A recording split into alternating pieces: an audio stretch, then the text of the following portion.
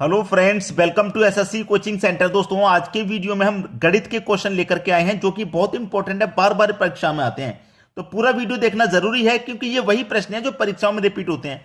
तो चलिए स्टार्ट करते हैं। पहला सवाल, एक राशि 5 वर्षों में चक्रवृद्धि ब्याज पर स्वयं की 3 गुना हो जाती है, कितने वर्षों में वह स्वयं का 81 गुना हो जाएगी? अच्छा सवाल है। कोई एक राशि है, कितनी हो गई? 3 गुना। कितने समय में हो गई? 5 वर्ष में। कितनी हो गई भैया? 3 गुना हो गई 5 वर्ष में। फिर से कितनी कर दो? 3 गुना। 3 का 3 गुना कर दो 9। कितना समय लेगी 3 गुना होने में? 5 वर्ष यहां लिए तो यहां भी 5 वर्ष लेंगे। फिर से 3 गुना कर दो तो 9 का 3 गुना कितना हो जाएगा? 27 हो जाएगा। समय कितना लगेगा 3 गुना होने में? 5 वर्ष का। फिर से 3 गुना कर दो, 27 का 3 गुना 81 होता है। समय कितना लगेगा? 5 वर्ष का। तो 81 गुना ही तो पूछा था, तो 81 गुना हमारा हो गया। समय कितना लगा? 5 वर्ष यहां लगा, 5 वर्ष यहां 10 हो गया, फिर 5 वर्ष लगा 15 हो गया, फिर 5 वर्ष लगा 20 वर्ष हो गया। भैया 20 वर्ष हो गया इसका आंसर। ठीक है, 20 वर्ष किस ऑप्शन में रहेगा? पहले ही ऑप्शन में रहेगा। चुटकियों में सॉल्व कर देते हैं इस क्वेश्चन को। 3 गुना पूछा है ना भाई, 3 गुना हो जा रही है। एक की 3 गुना 3 हो गई 5 वर्ष में, फिर 3 गुना 9 हो गई 5 वर्ष में, फिर 3 गुना 27 हो गई 5 वर्ष में, फिर 3 गुना 81 हो गई 5 वर्ष में। तो 81 गुना होते तक 5 5 5 20 वर्ष लगे। ठीक है, इसी टाइप का मैं आपको एक और क्वेश्चन लेके दे रहा हूं जिससे कि सारे डाउट क्लियर हो जाएं। ठीक है, चलिए अब देखेंगे अगला सवाल। अगला सवाल है, एक राशि 4 वर्षों में चक्रवृद्धि ब्याज पर स्वयं का 3 गुना हो जाती है। कोई राशि एक है, 3 गुना हो रही है 4 वर्षों में, तो कितने वर्षों में वह स्वयं का 27 गुना हो जाएगी? 27 गुना भाई, एक का 3 गुना हो रही है 4 वर्ष में, फिर से 3 गुना करो तो 3 का 3 गुना कितना हो जाएगा? 9। समय कितना लगेगा? 4 वर्ष का।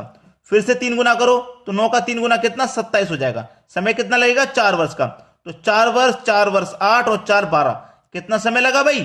12 वर्ष का समय लगा। कौन है जो इस क्वेश्चन को नहीं कर पाएगा? इतनी आसान ट्रिक मैं आपको दे रहा हूं, अभी भी नहीं कर पाओगे क्या? 3 गुना उसने दे दिया। एक का 3 गुना 3 होता है, 4 वर्ष का समय लग रहा है। फिर 3 का 3 गुना करो 9 होता है, 4 वर्ष लगेंगे 3 गुना होने में। फिर से 3 गुना करो 27 हो जाएगा, 4 वर्ष लगेंगे, क्योंकि 4 वर्ष में तो हो रहा है 3 गुना। ठीक है, 4 वर्ष आगे बढ़ाते जाइए। 3 गुना दे रखा है तो 3 गुना आगे बढ़ाते जाइए जब तक आपका टोटल वैल्यू ना आ जाए, जहां पूछा गया वहां पे ना पहुंच जाए। 27 गुना पे पहुंच के बस रुक जाओ। 4 4 8 4 12 वर्ष का समय लगा। क्लियर है सभी को क्वेश्चन? चलिए अब देखेंगे अगला सवाल। अगला सवाल है, एक वस्तु पर 20% की छूट देने के पश्चात भी एक व्यक्ति को 12% का लाभ होता है। क्रमशः अंकित मूल्य तथा क्रय मूल्य का अनुपात क्या है? देखिए, कॉस्ट प्राइस लिखो। ठीक है, क्रय मूल्य का मतलब कॉस्ट प्राइस, और विक्रय मूल्य नहीं दे रखा यहां पे, अंकित मूल्य दे रखा मतलब मार्क प्राइस। ठीक है, अब देखना 20% की छूट, जो कॉस्ट प्राइस है अपने आप में 100 होता है, उसे छूट देंगे तो डिस्काउंट। मार्क प्राइस अपने आप में 100 होता है, प्लस भी कर देंगे तो आप जो प्रॉफिट होगा उसे प्लस कर देंगे। ठीक है, चलिए 100 की चीज, डिस्काउंट कितने का? 20% की छूट, तो 20 की छूट 100, फायदा कितने का? 12 का, तो 12 जोड़ दो। 100 में से 20 गया, 80 बचेगा, 100 में 12 जोड़ देंगे 112 हो जाएगा। पूछा क्या है? अंकित मूल्य तथा क्रय मूल्य का अनुपात। इनका अनुपात पूछ रहा है। 16 से कटा दो, 16 पंजे 80, 16 से कटा दो, 16 सत्ते 12। अब एग्जामिनर ने आपको फंसा दिया। आपने अनुपात निकाला 5:7। 5:7 बी ऑप्शन में है। आप इसे टिक करके आगे बढ़ जाएंगे, लेकिन ये गलत है। ये आंसर नहीं है। ये बिल्कुल आंसर नहीं है। क्यों आंसर नहीं है? आपने ध्यान नहीं दिया शायद। उसने बोला है कि अंकित मूल्य तथा क्रय मूल्य।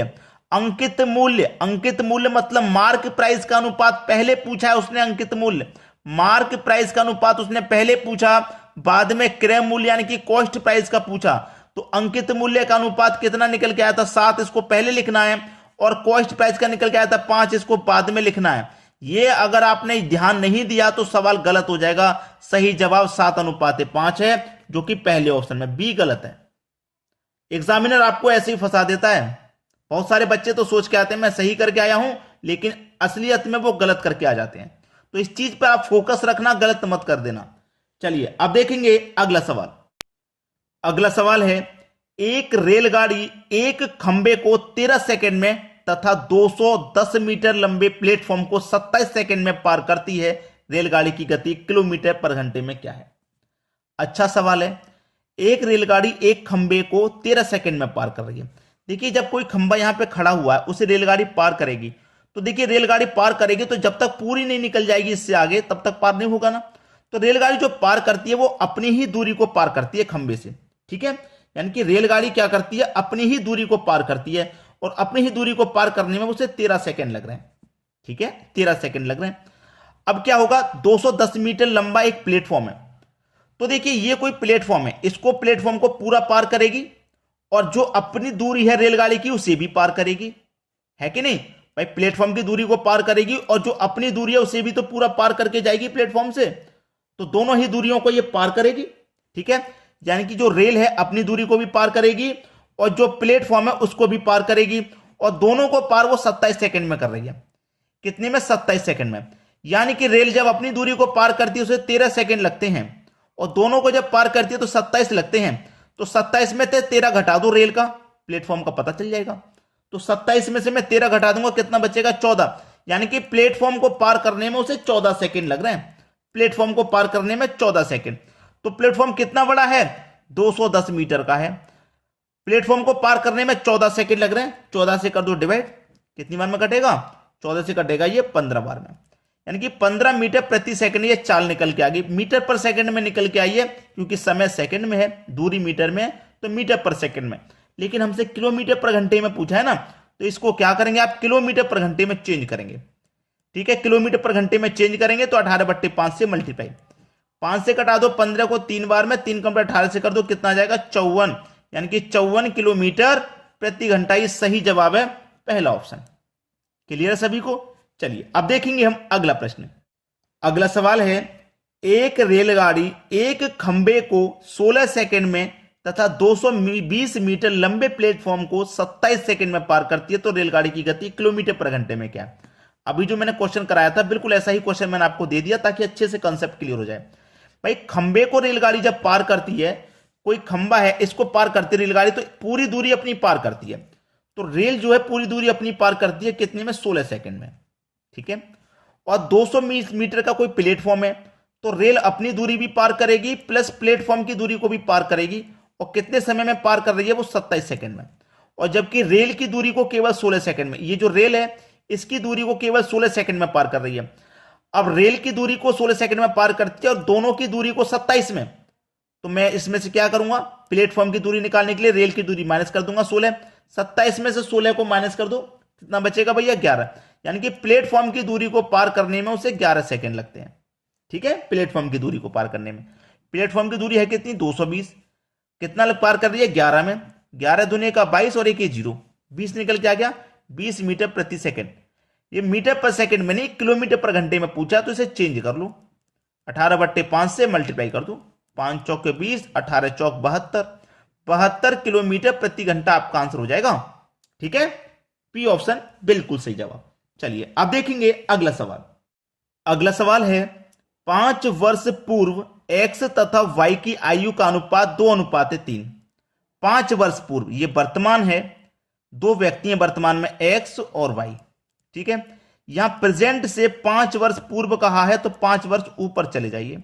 कितना अनुपात था, 2:3 था 5 वर्ष पहले, तथा 5 वर्ष पश्चात, पश्चात यानी कि बाद कह दे तो नीचे तरफ आ जाते हैं, तो 5 वर्ष बाद इनकी आयु का अनुपात हो जाता है 3:4।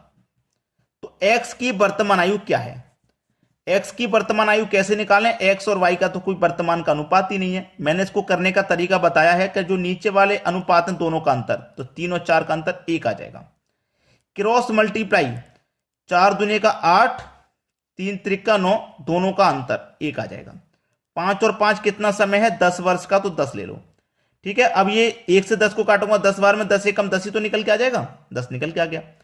अब उसने पूछा है ना x की वर्तमान आयु, तो x का वर्तमान का तो कोई रेशियो नहीं है, लेकिन 5 वर्ष पहले का, तो x का 5 वर्ष पहले का रेशियो क्या है, 2, तो मैं 10 का मल्टीप्लाई 2 से कर दूंगा तो कितना हो जाएगा, 20, ये 20 हो जाएगा। 5 वर्ष पहले का है ना, तो मैं 5 वर्ष जोड़ के वर्तमान में आऊंगा, तो 20 में 5 जोड़ के तो वर्तमान में आ जाऊंगा, तो x की उम्र कितनी हो जाएगी, 25। यानी कि वर्तमान से 5 वर्ष पहले 20 थी, अब मैं 5 वर्ष बाद आ जाऊंगा तो 25 हो जाएगी, तो x की वर्तमान उम्र क्या है, 25 वर्ष। यानी कि डी ऑप्शन बिल्कुल सही जवाब है आपका। तो उम्मीद करूंगा कॉन्सेप्ट अच्छे से समझ में आ गया होगा। इस तरीके के सभी क्वेश्चन को आप आसानी से बना पाएंगे। ठीक है दोस्तों, वीडियो देखने के लिए आपका बहुत बहुत धन्यवाद।